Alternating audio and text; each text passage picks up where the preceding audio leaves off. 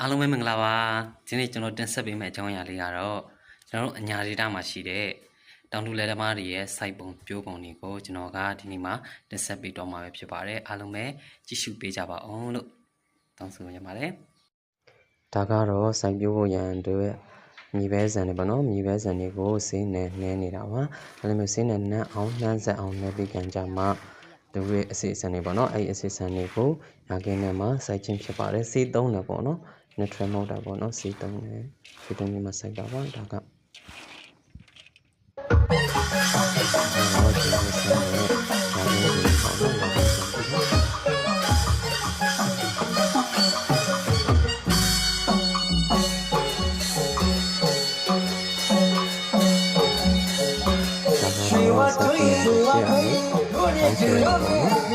You can see the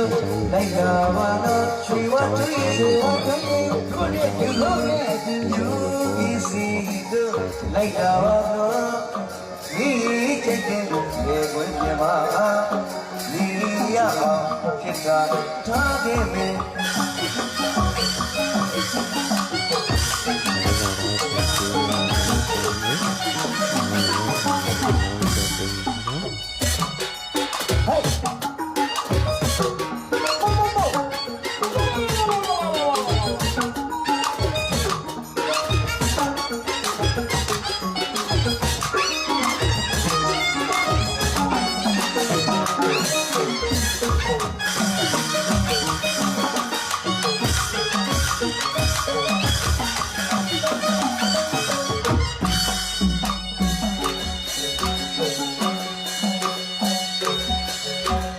She was dreaming, don't it do? You can see the like a one.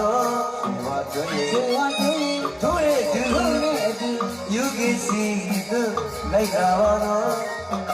He take it, they will be mine. He is talking me.